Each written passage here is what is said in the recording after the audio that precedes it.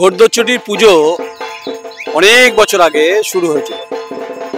তার যাত্রাপথটা এতটাই সুবিস্তৃত আমরা শৈশবে দেখেছি। তা ঘোড়দৌড়চটি জাতীয় সড়কের উপরে পুজোটা বর্ধমানে যে হাতে গোনা যে কটি পুজো ছিল তার মধ্যে এটা উল্লেখযোগ্য। যা থিম দেখছেন আপনারা, এই থিমগুলো অবশ্যই সৌন্দর্য রাখে, মনকে ভালো রাখে, মনকে বিকশিত করে, মনকে উদ্ভাসিত করে, মনকে প্রজ্বলিত করে।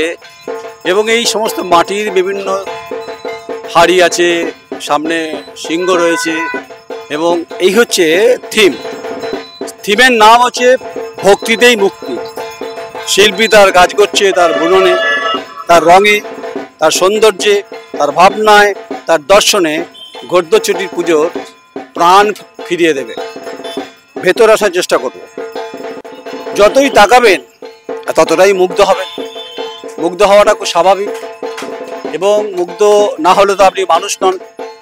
তাই স্বাভাবিকভাবে এই যে দেয়ালে দেয়ালে যে সমস্ত এখানে রয়েছে খড়ম, এখানে রয়েছে দুর্গার স্কাল্পচার করা আছে, এবং ওপরে ত্রিশূল, চারিদিকে দেখুন গোটা পাঁচিলটা, মানে এটা ওয়ালই বলছে শুধু লাল আর লাল। আসলে ভক্তি এমন একটা রস, যে রসকে আপনি যদি পান করতে পারেন না, তাতেই মুক্তি পেয়ে যাবেন। এটা মহাপুরুষরা বলেছেন।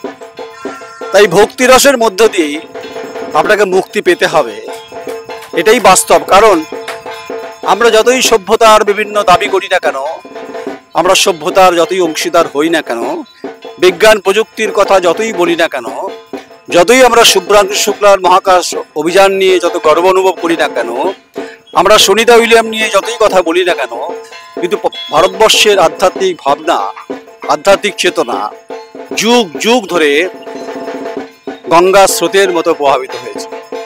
তাই ঘোড়দৌড়চটি যে পুজোর যে মন প্রাণ দিয়ে তারা করেছেন, শিল্পীরা কাজ করছেন, এখনো সবটা হয়নি, অনেকটা সময় লাগবে।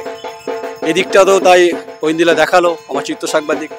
ওপরে হচ্ছে যে ঘন্টা, দেখুন এই ঘন্টাগুলো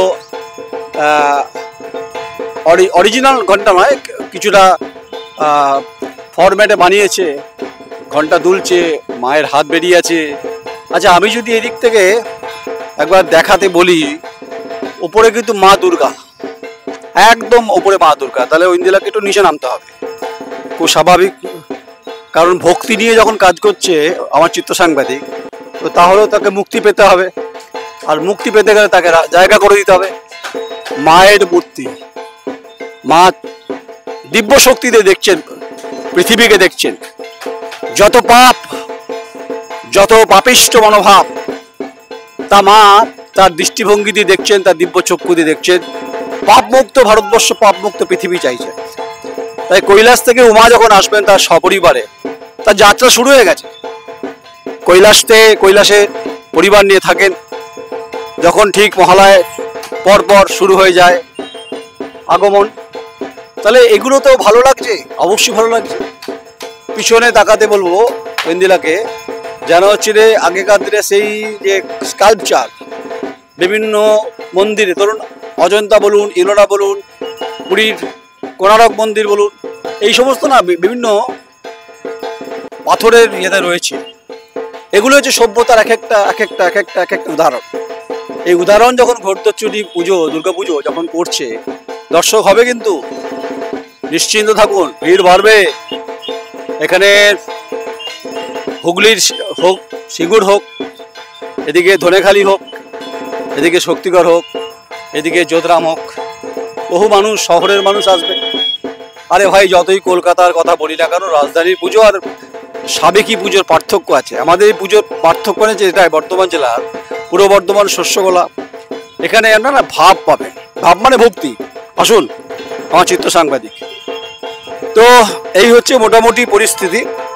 তাই প্রাণ ভরে মাকে ডাকুন, প্রাণ ভরে ঈশ্বরকে ডাকুন।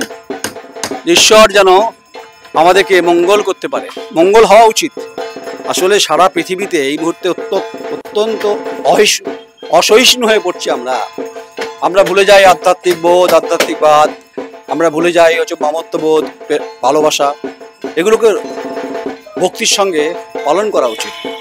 তাই ভক্তিরস পান করতে গেলে আপনাকে মন পরিষ্কার রাখতে হবে। ভক্তি রস মানে কিন্তু অন্য কোনো রস নয়, কিন্তু মানে যা খেলে নেশা হয়ে গেল তা না। ভক্তি রসই হচ্ছে নেশা, মানে ঈশ্বর সম্পর্কে নেশা। হাফ ডান কাজ হচ্ছে, এখানে আমরা সবটা ঢুকবো না। তো এলোমেলো ছড়িয়ে ছিটিয়ে থাকা যা থেকে সৌন্দর্য ফুটে উঠবে, যেটা হচ্ছে রে এখানকার পুজো প্যান্ডেলের উদ্যোক্তারা করবেন। তাই ঘোড়দৌড় নিয়ে যেমন এখানে স্বস্তিকা রয়েছে, ওং রয়েছে প্রচুর, যেদিকে তাকাবেন প্রদীপ রয়েছে, মালা ঝুলছে, হ্যাঁ বাঁশের খাঁচা রয়েছে, ওপরে ত্রিশূল, যে ত্রিশূল দিয়ে দেবী দুর্গা রাবণকে বধ করে, অর্থাৎ অসুরকে বধ করেছিলেন। মা সীতার কথা মনে আছে তো? নিশ্চয়ই মনে আছে, রামায়ণে আমরা পড়েছি। তাই দেবী দুর্গার অনেক রূপ, কখনো জগদ্ধাত্রী, কখনো মা কালী, কখনো হচ্ছে বিভিন্ন রূপে, কখনো বাসন্তী পুজো হয়। মায়ের বিভিন্ন রূপ, সিংহবাহিনী রূপ আছে, মায়ের মূর্তি আছে। মাকে দেখতে গেলে মূর্তিতে থাকবেন না, মাকে দেখতে গেলে, জানতে গেলে মন থেকে দেখবেন, মন থেকে জানবেন। দেখবেন নদীর স্রোতের মতো আপনার শরীরকে প্রশস্তি এনে দেবে, প্রশান্ত আনবে না। প্রশান্ত তো হচ্ছে সাগর, যার ভয়ঙ্কর অবস্থা।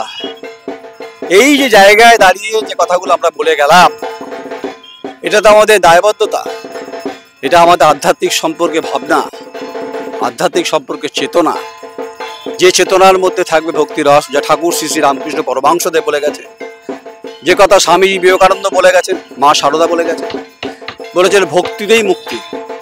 যত ভক্তি করবেন মুক্তি পাবেন।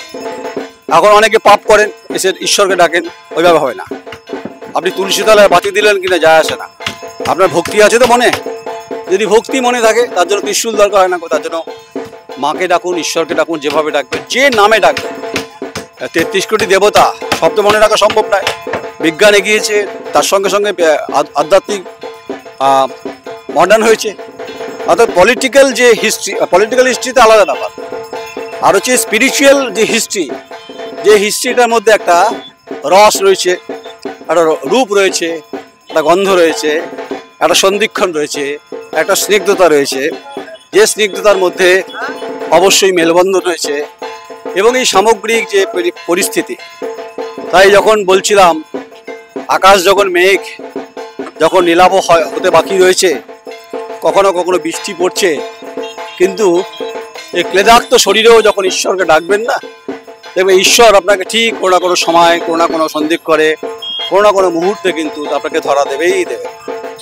প্রত্যেকের মনে আছে যে স্বামী বিবেকানন্দ যখন মন্ত্রমুগ্ধ হয়ে তার ঠাকুরকে ডাকছিলেন, দেখা দিয়েছিলেন।